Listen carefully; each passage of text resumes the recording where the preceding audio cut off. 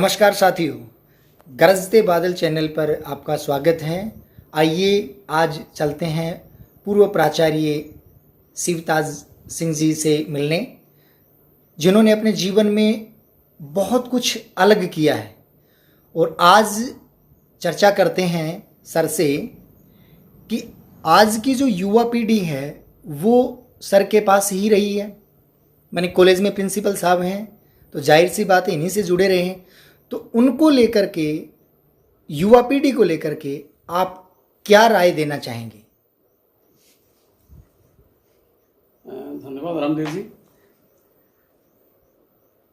युवा पीढ़ी को लेकर के मेरा सारा जीवन युवा पीढ़ी के साथ गुजरा है। और पहली बात तो ये कि मेरे दिलो दिमाग में शुरू से एक बात साफ स्पष्ट रही है कि नॉलेज इज पावर और पावर मेक्स द मैन। कि जो विद्यार्थी है, चाहे कहीं का भी हो, विद्यार्थी अपने आप में बहुत फर्टाइल होता है, उसका दिमाग बड़ा उपजाऊ होता है, लेकिन उसको प्रॉपर चैनल नहीं मिलता। तो अध्यापक का पहला कर्तव्य ये होता है कि विद्यार्थी को चैनलाइज कैसे करें, उसको संस्कारबद्ध कैसे करें, उसको लक्ष्य कैसे दें, वो क्या दिशा निर्धारण अपने जीवन में करे, ये हो जाए। सबसे पहली बात है कि कहीं उसके दिलो दिमाग में कोई कॉम्प्लेक्स तो नहीं बैठा हुआ है। यदि किसी प्रकार का कोई कॉम्प्लेक्स है तो उस बच्चे को अपने मन से जोड़ करके पहले उसके दिमाग से इस प्रकार की भावना निकाली जाए कि हर आदमी इस दुनिया में स्वतंत्र रूप से आता है, वो स्वतंत्र रूप से सब कुछ करने के लिए सक्षम है। कोई भी बुद्धि के माप जोख में छोटा और बड़ा नहीं है, ये केवल एक वहम है, एक मिथक है। इसलिए जो विद्यार्थी मेरे सामने आए, सबसे पहले मैंने एक ही बात कही कि बेटा आप सब कुछ कर सकते हो। आदमी के नाते आप में वो सारी सब क्वालिटीज़ हैं, सारे गुण हैं जिनको आप विकसित कर सकते हो। आवश्यकता है तो ये कि उसको चैनलाइज किया जाए, उसको धाराबद्ध किया जाए। प्रॉपरली अगर चैनलाइज्ड आपकी लाइफ हो जाती है और आप अपने जीवन का कोई टारगेट बना लेते हैं तो निश्चित रूप से आप उसको पा सकेंगे। तो विद्यार्थियों को मैंने अपने मन के साथ जोड़ा और उनको इस बात के लिए प्रेरित किया कि वो मेरे से प्रश्न पूछें और हर अध्यापक से प्रश्न पूछें। और प्रश्न पूछेंगे तो उनके दिमाग की जो एक इंटेलेक्ट है, जो उनके दिमाग की फैकल्टी है, वो डेवलप होगी। और अध्यापक का ये दायित्व है, जो मैंने महसूस किया, कि विद्यार्थी को प्रश्न पूछने के लिए आज़ाद छोड़ा जाए और जो भी वो प्रश्न पूछता है तो up to the best of satisfaction of the student उसको बताया जाए कि वो क्या करे और उसके दिल दिमाग में क्या है। तो जी सर, एक बात और हम यहाँ बीच में करना चाहेंगे, वो ये रहेगी कि आज जो विद्यार्थी हैं, जैसे स्कूली शिक्षा ले ली, इसके बाद में महाविद्यालयी शिक्षा लेने के लिए बच्चा बीए में, बीएससी में प्रवेश ले लेता है। इस समय अधिकांश बच्चे जॉब की तरफ भी जाना चाहते हैं, साथ साथ पढ़ना भी चाहते हैं, लेकिन वो दोनों के बीच में दिग्भ्रमित से रह जाते हैं। तो मैं आपसे ये एक निवेदन करना चाहूँगा यहाँ चैनल के माध्यम से कि ऐसे बच्चों को क्या करना चाहिए और महाविद्यालय को क्या करना चाहिए कि भाई जीके की क्लासेस हैं या फिर जॉब कॉर्नर है या फिर बच्चों को साथ कोचिंग करना चाहिए। मतलब इसमें से आपने बहुत कुछ अनुभव किया है और विद्यार्थी के साथ साथ एक अध्यापक भी आपके अच्छे फैन हैं। तो मैं चाहता हूँ कि आप हमारे दर्शकों को भी इस चीज़ से रूबरू करवाएं। ये निर्भर करता है बच्चे की अपनी आवश्यकता पर। अगर बच्चा जॉब भी करना चाहता है और पढ़ना भी चाहता है तो आजकल जो कोरस्पोंडेंस जो शिक्षा प्रणाली है आपकी, दूर शिक्षा प्रणाली, डिस्टेंस एजुकेशन, उसके मार्फत वो आगे बढ़ सकता है, वो जॉब भी कर सकता है, बशर्ते कि वो कुछ करना चाहे, शौक के लिए नहीं, मात्र डिग्री पाने के लिए नहीं। सचमुच अगर वो करना चाहता है तो जॉब करते हुए भी अपने लिए समय निकाल सकता है। आदमी के पास बहाने बहुत होते हैं, 24 घंटे बहुत सारा समय ऐसा होता है कि आप जॉब भी कर लेते हैं, खा लेते हैं, पी लेते हैं, बावजूद उसके जिसके दिलो दिमाग में ये है कि मुझे जीवन बनाना है, तो उसके पास समय निकल आता है क्योंकि वो लक्षित होता है, उसके सामने एक लक्ष्य होता है।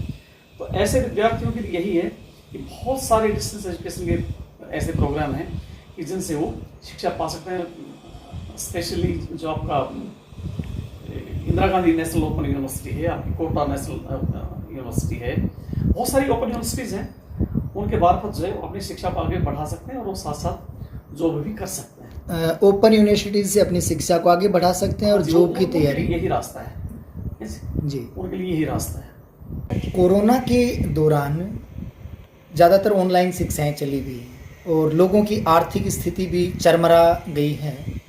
तो आपसे हम पूछना चाह रहे थे दर्शकों के लिए कि कोरोना के समय विद्यार्थियों की पढ़ाई को लेकर के ऑनलाइन जो शिक्षा पद्धति चली हुई इसको लेकर के आप ज़रूर कोई नई चीज़ हमें बताएंगे।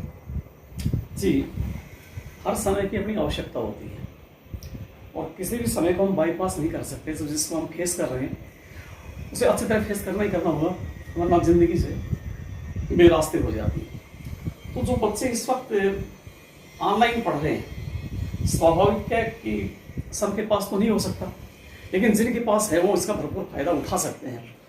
जो बच्चे जिनके पास मोबाइल की सुविधा नहीं है, निश्चित रूप से उन बच्चों को नुकसान हुआ है, लेकिन जितने बच्चों के पास मोबाइल है वो ऑनलाइन शिक्षा ले सकते हैं। और इस इलेक्ट्रॉनिक गजट के दुनिया में हर चीज़ के फायदे और नुकसान हैं। कहते हैं कि विज्ञान अभिशाप भी है तो वरदान भी है। तो ये संस्कारों पर निर्भर करता है कि अगर माँ बाप और अध्यापक इस बात का खासकर ख्याल रखें कि बच्चे को पहले बता दिया जाए कि एक तरफ से जीवन की दिवाली है और दूसरी तरफ जीवन की होली भी मंगल सकती है, कि इसी इलेक्ट्रॉनिक गजट पे आपकी ज़िंदगी है और इतनी सारी पाठ्य सामग्री यहाँ उपलब्ध है कि आप 5th क्लास से लेकर के और PhD तक जो शोध कर लिए वहाँ तक इतनी सारी सामग्री यहाँ अवेलेबल है कि आप जितनी सामग्री चाहें आप वहाँ से ले सकते हैं। मतलब मोबाइल इंटरनेट के माध्यम से सब कुछ अवेलेबल है। सब कुछ अवेलेबल है जी। दूसरी तरफ की बात है तो वहाँ बच्चा अगर संस्कारबद्ध नहीं है, बच्चे में वो संस्कार नहीं है और माँ बाप या अध्यापक तनिक भी लापरवाही करते हैं या बच्चे को लक्षित नहीं करते हैं, जो बच्चा टारगेटेड होगा वो टारगेट की लाइन पे चलेगा, वो वहाँ तक लक्ष्य को पाने के लिए चलेगा। लेकिन बच्चे के पास अगर कुछ भी करने के लिए नहीं है तो बच्चा फिर कुछ भी करेगा। तो इस चीज़ का तो ध्यान रखने के लिए अध्यापक और माँ बाप दोनों को बराबर ध्यान रखना पड़ेगा। क्या सर मैं इसको ये कह सकता हूँ कि त्रिकोण जो बना माता पिता अध्यापक का, तो त्रिकोण के बीच में अगर कोई बच्चे को रखता है तो निस्संदेह इस इलेक्ट्रिक माध्यम से हमें कोई नुकसान नहीं होगा, ऐसा हम कह सकते हैं? निश्चित रूप से कोई नुकसान नहीं है, क्योंकि इस तकनीकी युग से हम पीछे तो लौट नहीं सकते हैं जी। इस तकनीकी युग के साथ कदम से कदम मिलाकर के हमें आगे जाना है और आगे तब जा सकते हैं इसका सदुपयोग हो। सदुपयोग तब होगा जब हम इसे सदुपयोग की हमारे पास जानकारी हो और हमारे अध्यापक माँ बाप इस बारे में निर्देश करें कि बेटा जीवन बहुत अमोल है और इसमें हमें बहुत कुछ करना है, बहुत कुछ पाना है, माँ बाप का नाम करना है, संस्था का नाम करना है, गांव का नाम करना है, इलाके में नाम होगा। बच्चे के दिल दिमाग में उत्साह भरा जाए, बच्चा सदा उत्साहित रहे, कुछ भी करने के लिए प्रोत्साहित रहे और अपने लक्ष्य की तरफ बच्चा चले, तो उस तरफ फिर बच्चा जाएगा नहीं। वरना तो स्पष्ट है कि हर चीज़ के अपने फायदे नुकसान हैं, वो होते ही होते हैं। सर ये कोरोना के बारे में भी मैं एक बात और करना चाहूँगा, जैसे तीसरी लहर के बारे में जो चर्चा अभी चल रही है, तो इसके बारे में स्कूल और विद्यार्थियों के बारे में कुछ कहेंगे? हाँ, इस बारे में चाहे कितनी लहर आए, कोरोना आए जाए, जब आपके सामने मापदंड हैं कि आपको मास्क रखना है मुंह पर, आपको बार बार हाथ धोना है, तो कोरोना वहाँ पनपेगा ही नहीं, पनपेगा चला जाएगा। तो स्वाभाविक है कि आप जो निश्चित मापदंड बताए गए हैं ऑल इंडिया मेडिकल एसोसिएशन की तरफ से, आप उनको फॉलो कीजिए। तो कितनी लहर आए, जब आप अपने बारे में ही सुरक्षित अपने आप को नहीं रखना चाहते, स्वयं को सुरक्षित नहीं रखना चाहते, तो कोई दूसरे पे कोई क्या कर सकते हैं? वरना आती जाती है, बहुत सारी बीमारियां हैं, बहुत सारी बीमारियां गई हैं, तो कोई ऐसी बात नहीं। भयंकर से भयंकर बीमारी आती हैं और चली जाती हैं। कोरोना भी आएगा, चला जाएगा और इसे भी मिटना है। सर आपने काफ़ी सारी जानकारियाँ हमें उपलब्ध कराई अपने अनुभवों के आधार पर, मैं आपका पुनः आभार व्यक्त करता हूँ।